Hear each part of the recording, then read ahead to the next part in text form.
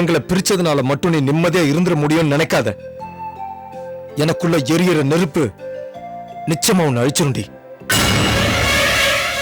எத்தனை நாள் நீ சந்தோஷமா இருக்க முடியும்னு நினைக்கிறேன், அதையும் நான் பாக்குறேன். ஏய், உன்னோட சந்தோஷம் படிப்படியா குறையும், அதையும் நான் பார்ப்பேன். அப்பா வரட்டும், உன் தலையெழுத்திய மாத்தி காட்டுறேன். பொது இடம் அதான் விட்டுட்டு போறேன்.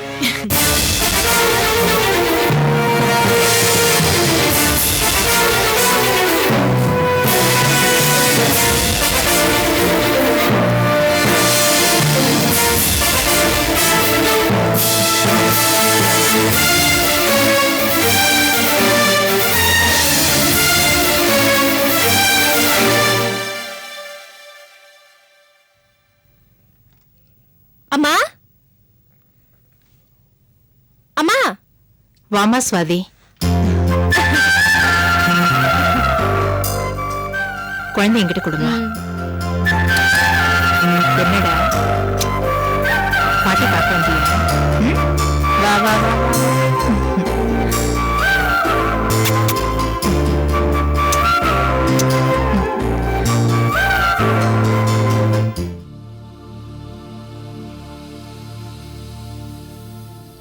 ஏமா கண் கலங்குற? என் பேரனை முழுசா கொஞ்சம் முடியாத நிலைமை வந்துருச்சே. உங்க அப்பா இருந்திருந்தா பூரிச்சு போயிருப்பாரு. என்னமா பண்றது? இதுல நம்ம தப்பு என்னமா இருக்கு? நீ உன் பேர குழந்தைய கொஞ்சம் முடியலங்கிற, ஆனா நான் பெத்த குழந்தைய சரியா பாத்துக்க முடியல. அந்த அளவுக்கு அப்பாவோட ஞாபகம். என் மாமா இன்னும் அழுகையை நிறுத்தலமா. ஒரு மனுஷன் இல்லாததுனால இவ்வளவு குழப்பம்.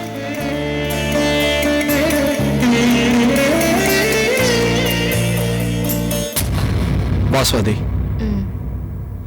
டேய் குட்டி, டேய். ஏன்பா இவ்வளவு நேரம்? சரிவா சாப்பிடல. வேண்டாமா, எனக்கு சாப்பாடு வேண்டாம். என்னப்பா காலையில போகும்போதும் சாப்பிடல, இப்பவும் சாப்பிடலன்னா என்ன அர்த்தம்? வீட்டுக்கு வரும்போது பசியோட சாப்பிடலாம் தாமா வந்தேன். வழியில அந்த பாவிய பார்த்துட்டேன். அதுல இருந்து என் மனசு சரியில்லைமா. அந்த அபிராமியை நீ எங்க பார்த்த? ஏன் பார்த்தோன்னு இருக்கு. என்ன ஒரு கிண்டல், என்ன ஒரு கேலி. அவ பேச்சுல இருக்க விஷயம் எனக்கு இப்பதாமா தெரியுது. நமக்கு இப்படி ஒரு நிலைமை வந்தது அவளுக்கு அவ்வளவு சந்தோஷமா இருக்குமா? பண்றதெல்லாம் பண்ணிட்டு எப்படிதான் நிம்மதியா தூங்குறாளோ? அது மட்டும் இல்ல சுவாதி, அவளுக்கு என்ன தைரியம் இருந்ததா? உன் அண்ணன் நல்லா இருக்காங்க, உன் தங்கச்சிங்க நல்லா இருக்காங்க, நீ மட்டும் தான் எல்லாத்தையுமே இழந்துட்டு இருக்க. நீ என் மேல வச்சிருந்த பாசத்தினால சொல்றேன், நீ என் கூடவே வந்துரு, நீ என் காலடியில விழுந்து கட, உனக்கு மாசம் மாசம் சம்பளம் தர, சோறு போடுறேன்னு என்கிட்ட சொல்றமா? அவ்வளவு திமிராவா பேசினா? ஏன்னா இது அத்தனையும் கேட்டுட்டு நீ சும்மா வந்த? என்ன பண்ண சொல்ற? அவன் அவமானப்படுத்த கூட நான் பெருசா எடுத்துக்கல. அவளை நான் நம்பணும் பாரு, அதுக்கு எனக்கு கிடைச்ச தண்டனை. ஆனா அப்பா வரவே மாட்டாருங்கிற மாதிரியே பேசுறா. அதான் என்னால தாங்கிக்க முடியல. அவளை அப்படியே வெட்டி பொலி போடணும் போல எனக்கு தோணுச்சு. அவ வேணும்னே உன்னை கோவப்படுத்திருக்கா. அத பத்தி நீ கவலைப்படாத. அப்பா வரவே மாட்டாரு சொல்றதுக்கு அவரே தீர்க்கதரிசியா? தீர்க்கதரிசி இல்லம்மா, அவ ஏதோ தெரிஞ்சுட்டு பேசுறாளோன்னு எனக்கு பயமா இருக்கு. டேய், அவ இல்லடா. இன்னும் 1000 பேர் சொன்னாலும் சரி, உங்க அப்பா உயிரோட தான் இருக்காரு. அவர் திரும்பி வருவாரு. சரி, அதை விட மதனை கோவப்படுத்தி ஜெயில வச்ச மாதிரி உனக்கு ஏதோ பிளான் பண்ணிட்டு இருக்கா. நீ ஜாக்கிரதையாரு. அவளை பார்த்தா இனிமே எதுவும் பேசாத. அவகிட்ட எனக்கு என்னமா பேச்சு? அவ தெருவுக்கு வரணும். அந்த செய்தி கேட்டு அப்பா திரும்ப வீட்டுக்கு வரணும். அவர் நிச்சயம் திரும்பி வருவாரு. பணம் இல்லைன்னாலும் நம்ம குடும்பமா ஒன்னா இருக்கோம். நம்ம எந்த காரணத்தினாலே பிரிய கூடாது. நம்மள பிரிக்கணும்னு அந்த அபிராமி பாப்பா. அதுக்கு நம்ம இடம் கொடுக்க கூடாது. சரிம்மா. இந்தாம்மா, நான் உங்க 2 பேருக்கு டிஃபன் எடுத்து வைக்கிறேன். வாங்க சாப்பிடலாம். சுவாதி, நான் ட்ரெஸ் சேஞ்ச் பண்ணிட்டு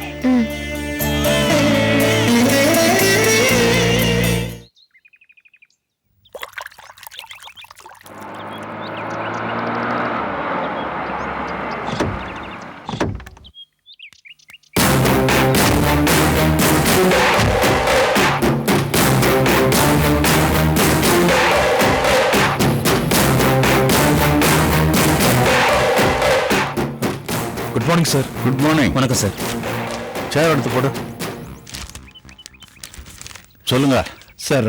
நீங்க கேட்ட அப்பாவோட business all over network details கொண்டு வந்திருக்கேன். இதுல அப்பாவோட ரொம்ப நெருக்கமா இருந்த உங்களோட அட்ரஸ், பிசினஸ்ல இன்டிமேட்டா இருந்த உங்களோட லிஸ்ட் எல்லாம் இதுல இருக்கு சார். உட்காருங்க. ஓகே.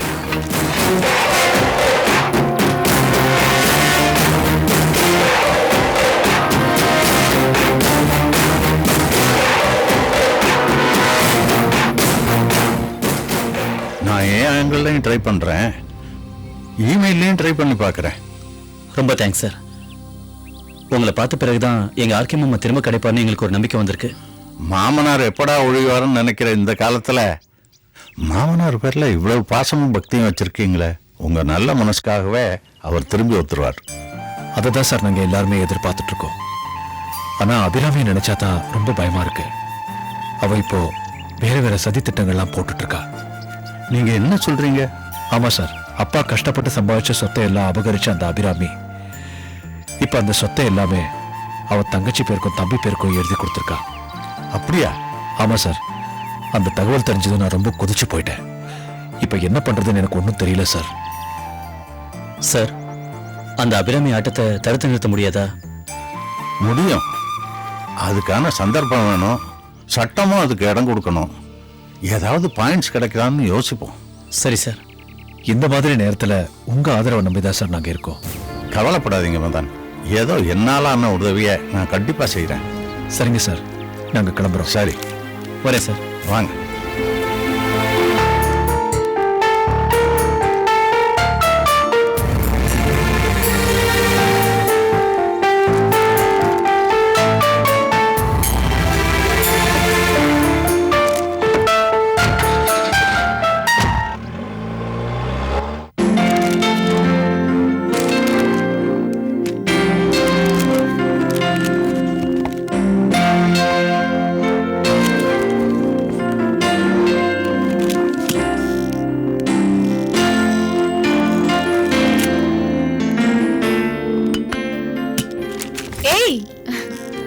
என்ன ரம்யா சிரிச்சுட்டே வர? எங்க வீட்டுல நடந்த விஷயத்த சொன்னேனா நீயும் சிரிப்ப. சொல்லு சொல்லு. நான் சிரிச்சு ரொம்ப நாள் ஆகுது. உன் சம்பந்தி படா கில்லாடி. என் மாமனார் பத்தி தான் சொல்லிட்டு இருக்கேன். கிழத்துக்கு இந்த வயசுலயும் பணத்தாசை போலனா பாத்துக்கோ. ஏன் ஓ மாமனார் கடைசி வரைக்கும் உன நம்பினாரு, என் மாமனார் உன நம்பாம அவரோட புள்ள கிட்ட போய் புலம்பி இருக்காரு. என்னன்னு? அபிராமி என்னடா எல்லா சொத்தையும் ரம்யா பேர்லயே எழுதி வச்சிருக்கா, உன் பேர்ல எழுதி வச்சிருக்க கூடாதான்னு கேட்டிருக்காரு. பத்திரத்தை கொடுக்கும் போதே அதுங்க முகத்தை பார்த்தேன். உன் மாமனார் எல்லா சொத்தும் தான் பேருக்கு வரும்னு காத்துட்டு இருந்தாரு. ஆனா நான் தான் புத்திசாலித்தனமா எல்லாத்தையும் உன் பேர்ல எழுதி வச்சிட்டேனே. அவரால எதுவுமே பேச முடியல ரம்யா. அது போதாது, நான் வேற உங்க பேர்ல கொடுத்தானே உங்க மருமக பேர்ல கொடுத்தானேன்னு ஒரு குண்டை தூக்கி போட்டுட்டேன். ஆமாமா, அந்த குண்டை வாங்கிக்கிட்டு புள்ளகிட்ட போய் புலம்பி இருக்காரு. அவர் வந்து என்ன கேக்குறாரு? பதிலுக்கு நீ என்ன சொன்ன? நான் என்ன சொல்லுவேன்? யோசிக்கவே இல்ல. என்னங்க நீங்க இதுக்கெல்லாம் போய் என்ன கேட்டுட்டு இருக்கீங்க? உடனே மாத்தி எழுத சொல்லிடுற, அக்கா கிட்ட போய் பேசிடுறேன் அப்படின்னு சொன்னேன். என்னடி இது இந்த மாதிரி பைத்தியக்காரத்தனமான வேலையை பண்ணிருக்க? என்னக்கா நீ என்ன புரிஞ்சுக்காமே பேசிட்டு இருக்கியாக்கா நீ? நானாவது அப்படியே சொத்து எல்லாத்தையும் அவர் பேர்ல எழுதி குடுக்கறதாவது சும்மா அவர் திருப்திக்காக சொல்லி வச்சிருக்கேன், அவ்வளவுதான். அதானே பார்த்தேன். ஏன் தங்கச்சியாச்சே, எங்க நீ சாதாரண பொண்ணுங்க மாதிரி ஆயிட்டோன்னு பார்த்தேன். சரி, உன் புருஷன் வந்து மறுபடியும் கேட்டா என்ன சொல்லுவ? புருஷனோட கோவத்தை எப்படி மாத்துறதுன்னு பொண்டாட்டிக்கு தெரியாதா? அதை பத்தி நீ கவலைப்படாத. ஏன் மாமனார் மறுபடியும் முன்னாடி வந்து கேட்டாருன்னு வச்சுக்கோயே, ஓ மாமனாருக்கு ஏற்பட்ட கதிதான் அவருக்கும். ரம்யா,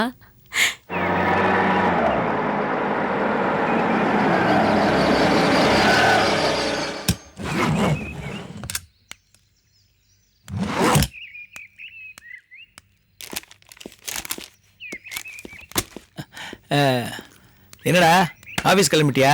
ஆமாப்பா. சரி சரி, நீ இப்போ நான் அப்புறம் பேசிக்கிறேன்.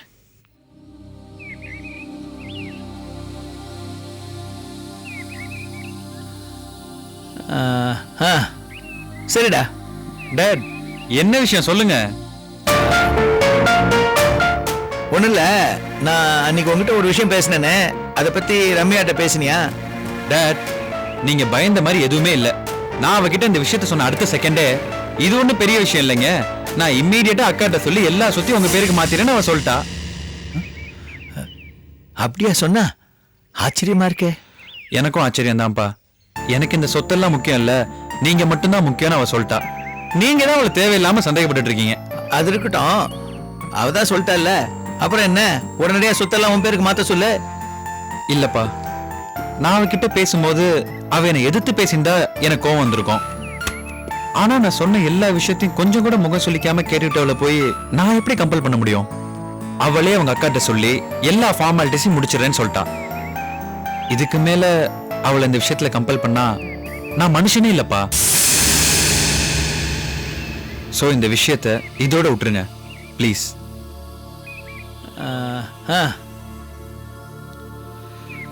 ஏன் டாடி, உங்க எல்லா சொத்தும் எனக்கு தானே. இதுல என்னடா சந்தேகம்? கேக்குறேன்னு கோச்சிக்காதீங்க. என்னதான் ரம்யா எனக்கு பொண்டாட்டியா இருந்தாலும் நீங்க எல்லா சொத்தையும் அவ பேர்ல எழுதி வச்சிருவீங்களா? அது எப்படிடா முடியும்? அதேதான்ப்பா, அதேதான் இங்கேயும். ரம்யாவோட அக்கா அபிராமி, அபிராமி தான் விருப்பப்படுற எல்லா சொத்தையும் அவங்க தங்கச்சி பேர்ல தானே எழுதுவாங்க. எப்படிப்பா தங்கச்சி புருஷன் பேர்ல எழுதுவாங்க?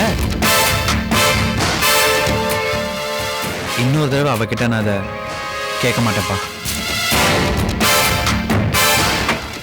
வேணாண்டா, நீ கேட்க வேணாம், கிளம்பு.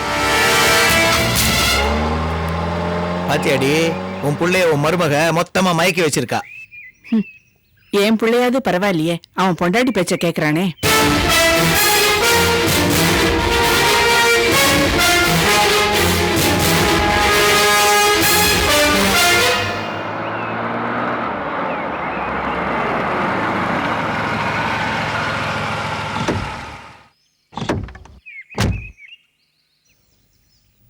நான் போய் எல்லாரையும் பார்த்துட்டு வந்துடுறேம்மா. சரிப்பா.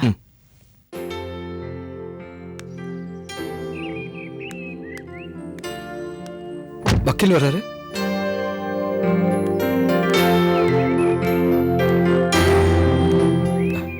வாங்க சார், வாங்க. வணக்கம் சார். வணக்கம்.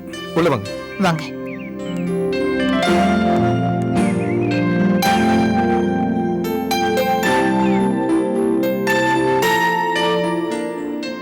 வாங்க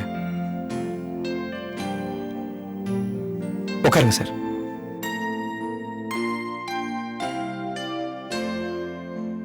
நீங்க போன் பண்ணி இருந்தா நாங்களே வந்திருப்போமே. அப்படின்னா ஆர்கே வீட்டுக்கு நான் வரக்கூடாதா? அதுக்கு இல்ல, உங்களுக்கு நன்றி சொல்ல நாங்க தானே உங்க வீடு தேடி வரணும். அப்படி என்ன நான் பண்ணிட்டேன்? மதனை ஜெயில இருந்து விடுதலை பண்ணி அந்த அபிராமி கிட்ட இருந்து விவாகரத்து வாங்கி கொடுத்திருக்கீங்களே, அதுக்காக தான். இந்த குடும்பத்துல ஒருத்தன்னா எதுக்கு நன்றி எல்லாம்? இப்ப நான் வந்ததுக்கு முக்கியமான காரணம், சொல்லுங்க சார். விவாகரத்து கிடைச்ச கையோட உடனடியா மதனுக்கும் ரோகிணிக்கும் நீங்க கல்யாணம் பண்ணி வைக்கணும்.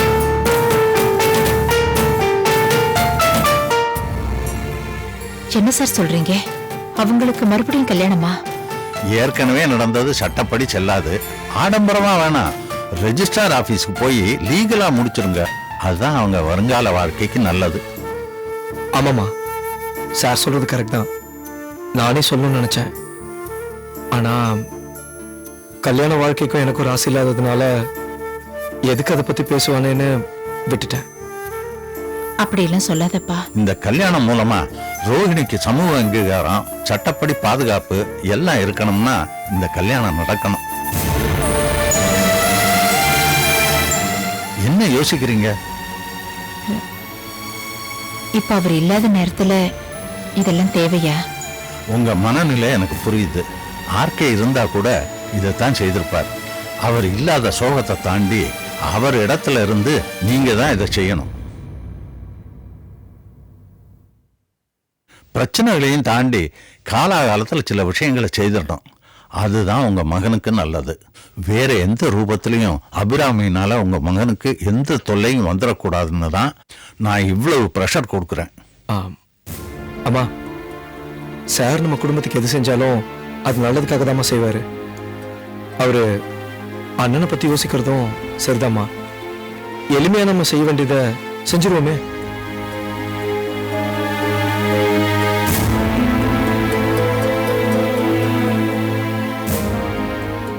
நீங்க சொல்றபடியே செஞ்சிருவோம். ஆனா அவர் இருந்து செஞ்சா மனசுக்கு இன்னும் சந்தோஷமா இருந்திருக்கும்.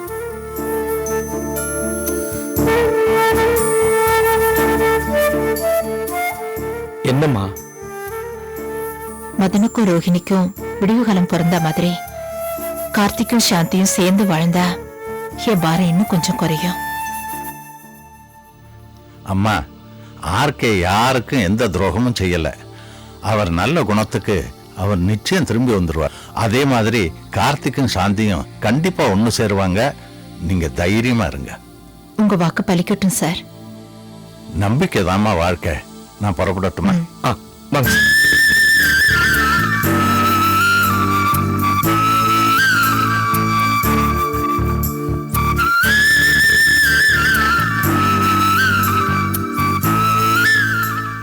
அம்மா நானும் போயிட்டு வந்துடுறேம்மா.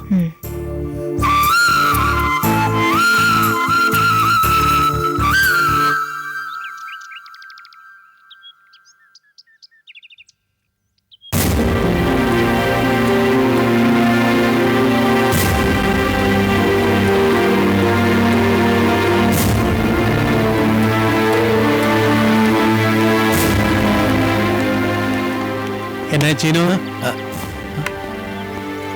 என்னப்பா எப்படி இருக்கு? பேசவே மாட்டேங்கிற?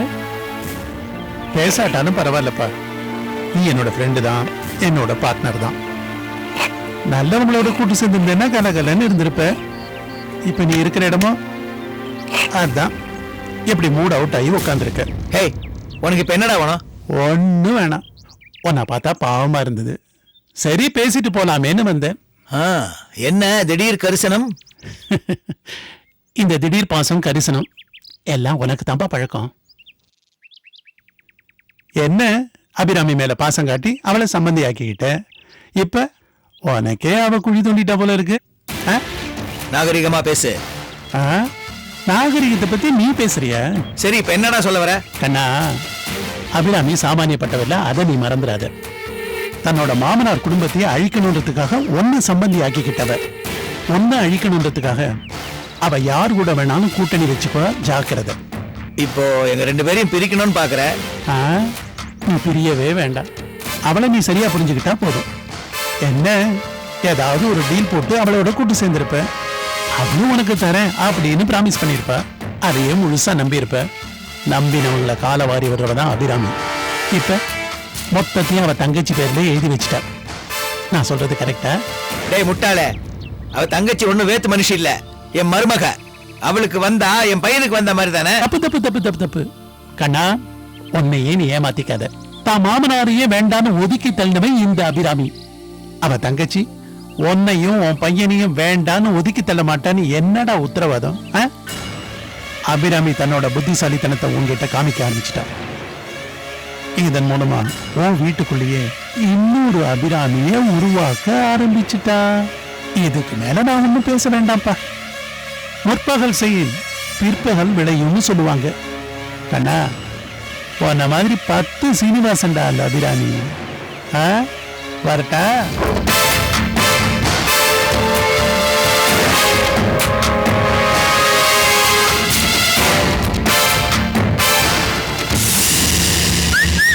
ஆர்கே வந்த உடனே உன்னோட கவுண்ட் டவுன் ஸ்டார்ட் ஆக போகுது.